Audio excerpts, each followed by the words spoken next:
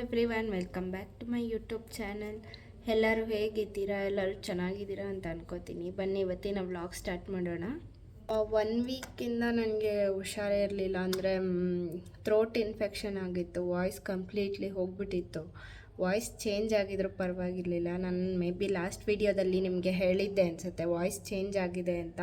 ಈ ವೆದರ್ಗೂ ಯಾಕೋ ಗೊತ್ತಿಲ್ಲ, ವಾಯ್ಸೇ ಸ್ಟಾಪ್ ಆಗಿಬಿಟ್ಟಿತ್ತು. ಒಂಥರ ಮಾತಾಡೋಕ್ಕೆ ತುಂಬ ಕಷ್ಟ ಆಗಿತ್ತು. ಅದಕ್ಕೋಸ್ಕರ ನಾನು ಆ 8 ಡೇಸ್ ಏನಿದೆ ವಿಡಿಯೋ ಅಪ್ಲೋಡ್ ಮಾಡೋಕ್ಕಾಗಿಲ್ವಲ್ಲ, ಆ ಗ್ಯಾಪಲ್ಲಿ ನನಗೆ ವಾಯ್ಸ್ ಇರಲಿಲ್ಲ. ಅದಕ್ಕೋಸ್ಕರ ಮತ್ತೆ ಹಾಸ್ಪಿಟಲ್ಗೆ ಹೋಗಿ ಮೆಡಿಸಿನ್ಸ್ ತೊಗೊಂಡು ಇವಾಗ ಕ್ಯೂರ್ ಆಗಿದೆ. ಲಾಸ್ಟ್ ವಿಡಿಯೋ ಏನು ಅಪ್ಲೋಡ್ ಮಾಡಿದ್ದೀನಿ ಅದು ಹಳೆ video, may be last year video ಅನಿಸುತ್ತೆ ಅದು. ಇವಾಗೆಲ್ಲ ನಾರ್ಮಲ್ ಆಗಿದೆ. ಇನ್ಮೇಲಿಂದ ವ್ಲಾಗ್ ಅಪ್ಲೋಡ್ ಮಾಡ್ತಾಯಿದ್ದೀನಿ. ವಿಡಿಯೋ ಇಷ್ಟ ಆಗಿದರೆ ಲೈಕ್ ಮಾಡಿ, ಶೇರ್ ಮಾಡಿ, ಕಮೆಂಟ್ ಮಾಡಿ. ಯಾರೆಲ್ಲ ನನ್ನ ಚಾನಲ್ಗೆ ಇನ್ನೂ ಸಬ್ಸ್ಕ್ರೈಬ್ ಮಾಡ್ಕೊಂಡಿಲ್ಲ, ಪ್ಲೀಸ್ ಸಬ್ಸ್ಕ್ರೈಬ್ ಮಾಡ್ಕೊಳ್ಳಿ.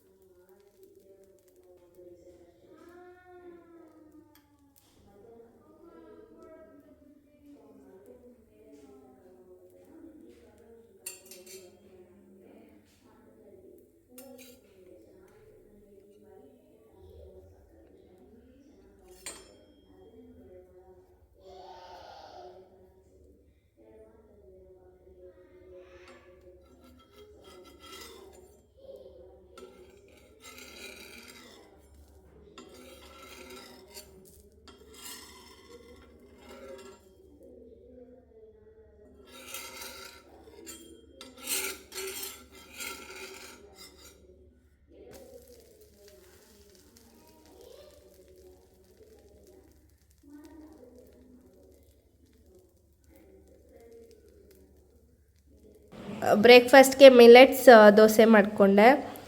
ತುಂಬ ಚೆನ್ನಾಗಿದೆ ನೋಡಿ. ಮಿಲೆಟ್ಸ್ ದೋಸೆ, ನವಣೆ ದೋಸೆ ಮನೆಯಲ್ಲೇ ಮಾಡಿರೋದು. ಮತ್ತು ಅದಕ್ಕೆ ಪನ್ನೀರ್ ಬಟರ್ ಮಸಾಲ, ಸ್ವಲ್ಪ ಜೋನಿ ಬೆಲ್ಲ ಹಾಕ್ಕೊಂಡಿದ್ದೀನಿ ತಿನ್ನೋಣ ಅಂತ. ಹೆಲ್ತಿಯಾಗಿ ಕೂಡ ಇರುತ್ತೆ ಮತ್ತು ಬೇಗ ಹಸಿವು ಕೂಡ ಆಗೋದಿಲ್ಲ. 2 ದೋಸೆ ಹಾಕ್ಕೊಂಡಿದ್ದೀನಿ. ಸ್ವಲ್ಪ ಮೆಂತ್ಯ ಜಾಸ್ತಿ ಹಾಕ್ಕೊಂಡು ನೆಕ್ಸ್ಟ್ ಟೈಮ್ ರೆಸಿಪಿ ಶೇರ್ ಮಾಡ್ತೀನಿ ನಾನು. ಮತ್ತು ಪನ್ನೀರ್ ಬಟರ್ ಮಸಾಲ.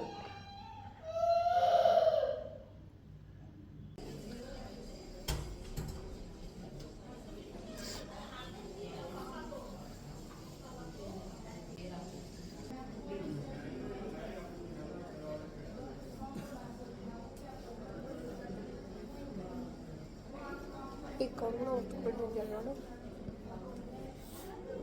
ನನ್ನ ಉತ್ಕೊಂಡಿತ್ತು, ಅದು ಎಳಬೇಕು. ಇದೆಲ್ಲ ಇದು ನೋಡು.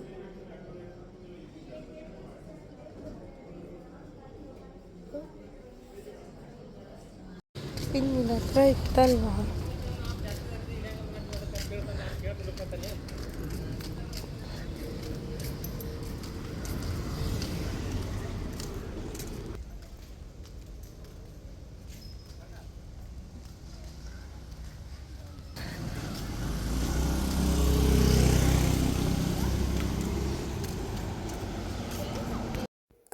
ನನಗೆ ಇದು ತುಂಬ ಹಳೆಯ ವಿಡಿಯೋ. ಅಂದರೆ ಸಂಕ್ರಾಂತಿ ಟೈಮಲ್ಲಿ ನನಗೆ ವಾಯ್ಸು ಕಂಪ್ಲೀಟ್ಲಿ ಹೋಗಿಬಿಟ್ಟಿತ್ತು. ಅಂದರೆ ವಾಯ್ಸ್ ಚೇಂಜ್ ಕೂಡ ಅಲ್ಲ, ವಾಯ್ಸ್ ಮಾತಾಡೋಕ್ಕೆ ನನಗೆ ತುಂಬ ಕಷ್ಟ ಆಗ್ತಿತ್ತು. ಅದಕ್ಕೆ 3 ಡೇಸ್ ನೋಡಿದೆ, ಅದು ಸರಿ ಹೋಗಿಲ್ಲ. ಅದಕ್ಕೆ ಮೆಡಿಸಿನ್ಸ್ ಎಲ್ಲ ತೊಗೊಂಡೆ, ಡಾಕ್ಟರ್ನ ಕನ್ಸಲ್ಟ್ ಮಾಡಿದೆ.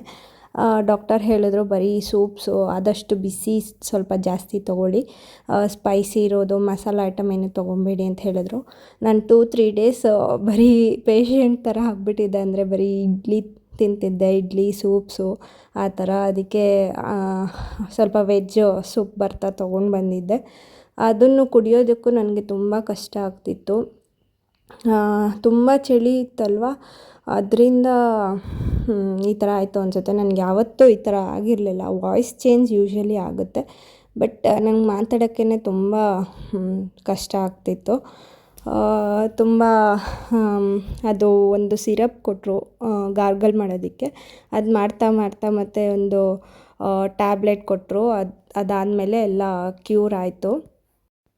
ಆ್ಯಂಟಿಬಯೋಟಿಕ್ಸ್ ಎಲ್ಲ ಕೊಟ್ಟಿದ್ದರು. ಅದಾದಮೇಲೆ 2-3 ಡೇಸ್ಗೆ ಎಲ್ಲ ಕ್ಯೂರ್ ಆಯಿತು. ಮತ್ತು ಕನ್ಸಲ್ಟ್ ಮಾಡಿ ಅಂತ ಹೇಳಿದ್ರು. ಕ್ಯೂರ್ ಆದಮೇಲೆ ಮತ್ತೆ ಏನು ಕನ್ಸಲ್ಟ್ ಮಾಡೋದು ಅಂತ ನಾವು ಹೋಗಲಿಲ್ಲ. ಇದು ಸಂಕ್ರಾಂತಿ ದಿನ ತೆಗ್ದಿರೋ ವಿಡಿಯೋ. ನನಗೆ ಹುಷಾರಿರ್ಲಿಲ್ವಲ್ಲ, ಅದಕ್ಕೋಸ್ಕರ ಅಮ್ಮನೇ ಎಲ್ಲ ಪೂಜೆ ಮಾಡ್ತಿದ್ದಾರೆ. ಜ್ವರ ಇರಲಿಲ್ಲ ನನಗೆ, ರನ್ನಿಂಗ್ ನೋಸ್ ಆಗಲಿ ಏನೂ ಇರಲಿಲ್ಲ. ಥ್ರೋಟ್ ಪೇಯ್ನ್ ತುಂಬ ಇತ್ತು. ಮಾತಾಡೋಕ್ಕೆ, ಏನಾದರೂ ತಿನ್ನಬೇಕು, ನೀರು ಕುಡಿಬೇಕಂದ್ರೂ ತುಂಬ ಕಷ್ಟ ಆಗ್ತಿತ್ತು. ಮತ್ತು ಡಾಕ್ಟರ್ ಕೂಡ ಹೇಳಿದರು, ಹೊರಗಡೆ ಎಲ್ಲ ಗಾಳಿಗೆ ಹೋಗಬೇಡಿ, ಅದು ಗಾಳಿಯಿಂದನೇ ಈ ಥರ ತುಂಬ ಕೋಲ್ಡ್ ಅಲ್ವಾ, ಅದಕ್ಕೆ ಈ ಥರ ಆಗಿರೋದು ಅಂತ ಹೇಳಿದ್ರು. ಅದಕ್ಕೋಸ್ಕರ ನಾನು ಹೊರಗಡೆ ಕೂಡ ಹೋಗಿಲ್ಲ. ಮತ್ತು ನೀರಲ್ಲಿ ಕೂಡ ಜಾಸ್ತಿ ಟಚ್ ಮಾಡಬೇಡಿ ನೀರನ್ನ ಅಂತ ಹೇಳಿದರು. ಅದಕ್ಕೋಸ್ಕರ ನಾನು 2 ಡೇಸ್ ಏನೂ ಮಾಡೋಕ್ಕಾಗಿರಲಿಲ್ಲ. ಹಬ್ಬನೂ ಅಷ್ಟೇ ತುಂಬ ಸಿಂಪಲ್ಲಾಗಿ ಮಾಡಿದ್ವಿ.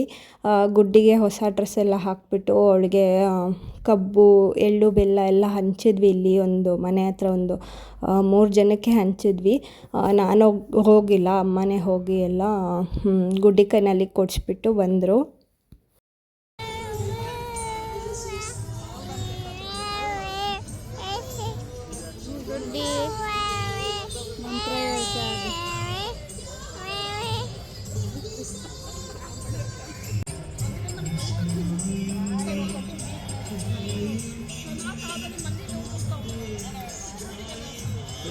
ಗುಡ್ಡಿ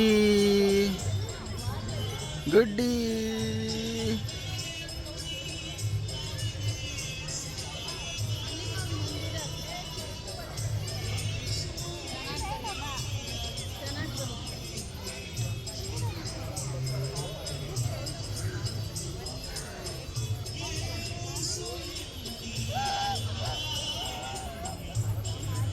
ನಡೆಯೋ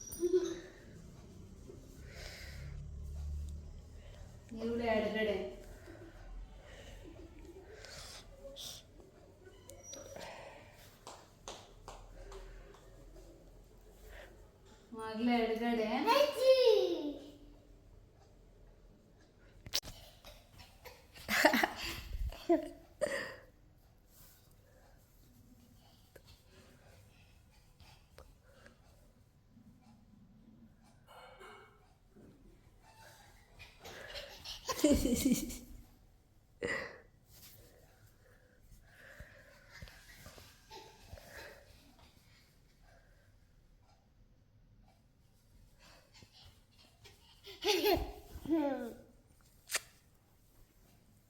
ಸಾಕು.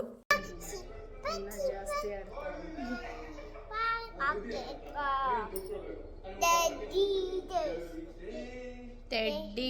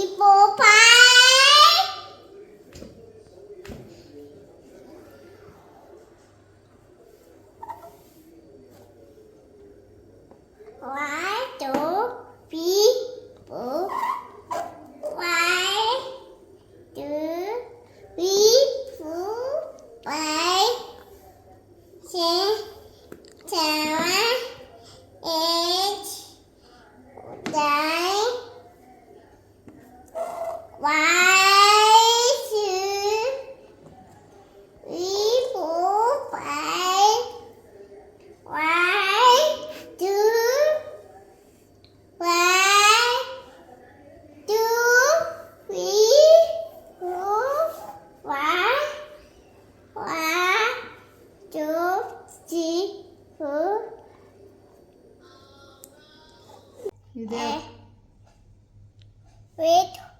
ಇದು ಇದು ಯಾವ ಕಲರ್? ಇದು ಇದು ಇದು ಇದು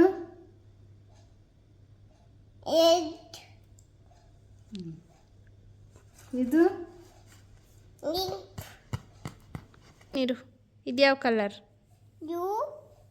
ಇದು orange, ಇದು green, ಇದು red, ಇದು red, ಆಮೇಲೆ ಇದು pink, ಇದು red, ಯಾವ ಕಲರ್ ಇದು? red, ವೈಟ್ ಅಲ್ಲಮ್ಮ, ಬ್ಲ್ಯಾಕ್. black, ಇದು yellow, yellow, ಎಲ್ಲೋ. ಇದು ನಿನ್ನ ಟೀ ಶರ್ಟ್ ಕಲರ್ ಯಾವ್ದಮ್ಮ?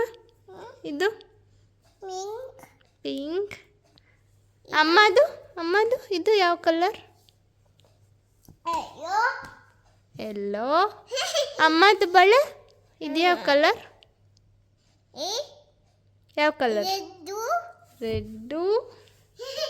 ಇದು ಬಂಗಾರ ಇದು ಯಾವ ಕಲರ್? ಇದು green, ಗ್ರೀನ್. ಆಮೇಲೆ ಇದು ಯೂನಿಕಾರ್ನ್ದು ಕಲರ್ ಯಾವುದು? ಇದು ಇದು ಯಾವ colour? pink, pink. Very good. ಇದು red, ರೆಡ್. ಇದು ಬ್ಲೂ. ಇದು ಇನ್ನೊಂದು yellow, ಎಲ್ಲೋ. ವೆರಿ ಗುಡ್ ಬಂಗಾರ. ಐ ಫೈ ಕೊಡಮ್ಮ. ಐ ಫ್ಲೈಯಿಂಗ್ ಕಿಸ್ ಕೊಡು ಇಲ್ಲಿ ಕ್ಯಾಮ್ರಾಗೆ ಕೊಡು. ಬಾಯ್ ಹೇಳು. bye. ಟಾಟಾ ಬಾಯ್.